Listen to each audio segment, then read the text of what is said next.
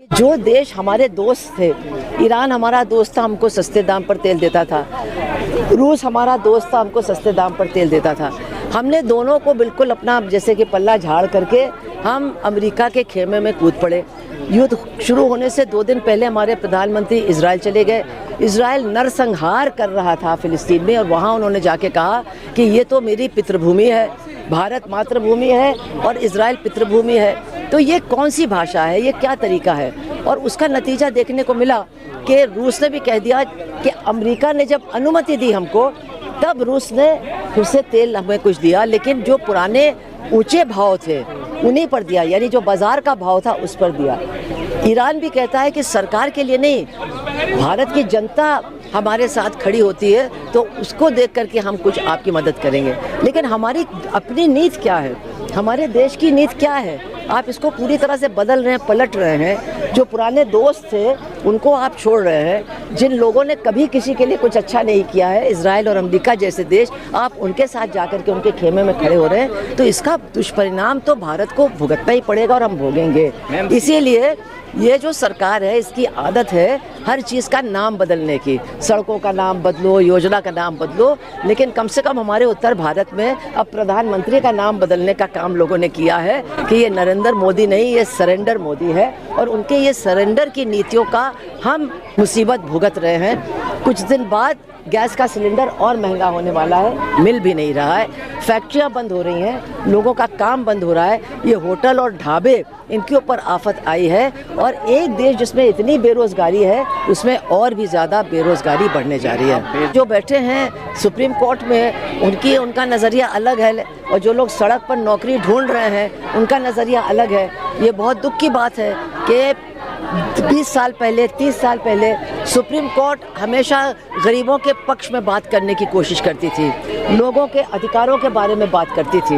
लेकिन जैसे ज़माना बदला है वैसे उनकी वाणी भी बदल गई है, और उन्होंने इस तरह की भाषा इस्तेमाल की बेरोज़गार लोगों के लिए। अब वो कह रहे हैं हम तो सिर्फ वकीलों के लिए। आप किसी के लिए क्यों इस तरह की भाषा? ये भाषा शोभा नहीं देती है। लोग बेरोज़गार हैं, कितनी पीड़ा के वो शिकार हैं। इसके प्रति अगर हमारे अंदर हमदर्दी नहीं होगी और हम उनको कीड़ा मकोड़ा कहेंगे तो इसका मतलब इनको कुचल दिया जाना चाहिए। अखबारों में भी आया है कि दिल्ली सबसे ज़्यादा असुरक्षित शहर है महिलाओं के लिए, जो हमारी राजधानी है, और यहाँ पर डबल इंजन की सरकार भी है। और ये सरकार वोट मांगती है महिला सुरक्षा के नाम पर। ये सरकार कह रही है कि महिला आरक्षण भी लाने वाले हम हैं, बाकी जितने लोग हैं विपक्ष में वो सब इसके खिलाफ हैं। लेकिन सच्चाई क्या है? सच्चाई ये है एक कि जहाँ जहाँ पर जो केंद्र में राज कर रहे हैं, जहाँ जहाँ राज्यों में उनकी सरकार है, सबसे ज़्यादा बलात्कार, महिला उत्पीड़न की घटनाएं वहीं घट रही हैं। और इसके पीछे एक बहुत बड़ा कारण ये है कि हम देख रहे हैं कि जो लोग बलात्कार कर रहे हैं या बलात्कार में लिप्त हैं, उनको सरकार की तरफ से पूरी की पूरी सुरक्षा मिल रही है। हमने देखा है, चाहे वो जो विधायक था उन्नाव का भूषण शरण सिंह हो, चाहे वो राम रहीम हो, और आशा राम, आप सोचिए जो आरोपी नहीं हैं, जो सज़ा युक्त हैं, उनको लगातार बेल मिल रही है। वो जाकर के प्रवचन कर रहे हैं। तो जब ऐसे लोगों का महिमा मंडन होगा, उनको सरकारी मेहमान बना करके राम मंदिर और श्री विश्वनाथ मंदिर का दर्शन करवाया गया, तो आप क्या लोगों के बीच में संदेश भेज रहे हैं कि बलात्कारी से घृणा नहीं करनी है,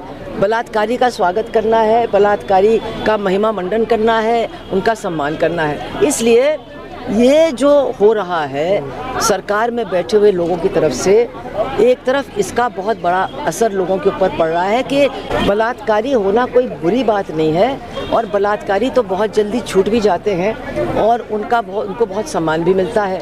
इससे निश्चित तौर पर ये घटनाएं और ज़्यादा बढ़ेंगी। दूसरी चीज़ ये है कि हम देखते हैं कि इन राज्यों में जो सरकार का प्रशासन है, जो पुलिस है, वो भी पूरी तरह से इन घटनाओं के प्रति संवेदनशील नहीं है। अभी आपने जोधपुर में देखा कि 2 लड़कियों ने, 2 बहनें, उन्होंने चूँकि दोनों के साथ बलात्कार हुआ, उन्होंने आत्महत्या कर ली। और 1 महीने पहले जो छोटी बहन है उसने पुलिस में जा करके रिपोर्ट भी दी थी कि ऐसा हमारे साथ हो रहा है। पुलिस ने कोई भी उस पर कार्रवाई नहीं की। अभी कानपुर जो एक मतलब शहरी ज़िला है, वहाँ पर 1 महीने में 5 बलात्कार हुए हैं। और एक बलात्कार एक जो नाबालिग लड़की थी, उसके बलात्कार में तो एक पुलिस का सब इंस्पेक्टर मुख्य आरोपी है। अभी आप देख रहे हैं कि एक केंद्र के मंत्री हैं, और वो मामूली मंत्री नहीं हैं, वो गृह विभाग के राज्य मंत्री हैं तेलंगाना के। उनका बेटा एक पॉक्सो केस मतलब नाबालिग बच्ची के रेप में लिप्त है। बाप एक रथ निकाल रहा था अपने बेटे के समर्थन में, और उसकी फोटोज छप रही थी, और ये हो रहा था कि नहीं नहीं नहीं, वो आप कैसे कह सकते निर्दोष है? आप गृह मंत्री हैं, आपका काम है महिलाओं की सुरक्षा करना। जो आरोपी है उनको मतलब सज़ा दिलवाना, लेकिन वो आपका लड़का है तो आप ये सब कुछ कर रहे हो। और अभी पता चला है कि वहाँ तेलंगाना की पुलिस कह रही हमने पकड़ा, लेकिन दरअसल उसने आत्मसमर्पण किया। तो अगर ऊंचे पदों पर बैठे हुए लोग इनका ये रवैया होगा बलात्कार जैसे संगीन अपराध के प्रति, तो इसका सुनामी देश में आना कोई बड़ी बात नहीं है। इसके साथ 2 बातें और मैं कहूँगी।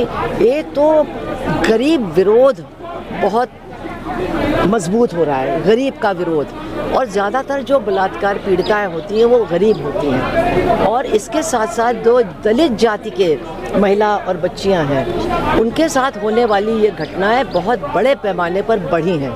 उत्तर प्रदेश में बढ़ी है, पूरे उत्तर भारत में बढ़ी है, और उनको भी न्याय से वंचित रखा जा रहा है। तो ये एक भयानक समस्या है जिस पर महिलाओं को तो चिंतित होना चाहिए, लेकिन पूरे समाज को चिंतित होना चाहिए, और इस मुद्दे को लेकर के सरकार का विरोध ज़्यादा बड़े पैमाने पर होना चाहिए। बिहार के वो कह रहे हैं कि महिलाएं लड़कियां निकल क्यों रही हैं सड़कों पे? वो तो वो शिक्षा मंत्री हैं, और वो ये कह रहे हैं कि शिक्षा की ज़रूरत ही नहीं है, और ये ऐसी परिस्थितियां बना रहे हैं कि लड़कियां और औरतें घर से न निकल पाएं, क्योंकि ये मनुवादी सोच के लोग हैं, ये घनघोर मनुवादी हैं।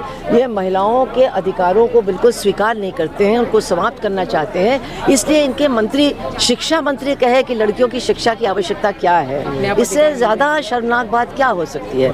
और वो ऐसी परिस्थितियां पैदा कर रहे हैं कि वास्तव में एक तरफ तो स्कूल बंद हो रहे हैं, दूसरी तरफ जो प्राइवेट शिक्षा है वो इतनी महंगी हो रही है कि वास्तव में लड़कियों की शिक्षा के लिए जो अवसर हैं वो बहुत कम हो रहे हैं, और लड़कियों का दाखिला भी कम हो रहा है। कहीं भी आप देखेंगे किसी भी समाज में जब दक्षिणपंथी विचारधारा फैलती है तो उसका एक बहुत बड़ा हिस्सा महिलाओं के अधिकारों का विरोध होता है, महिलाओं को दबाने की सोच होती है।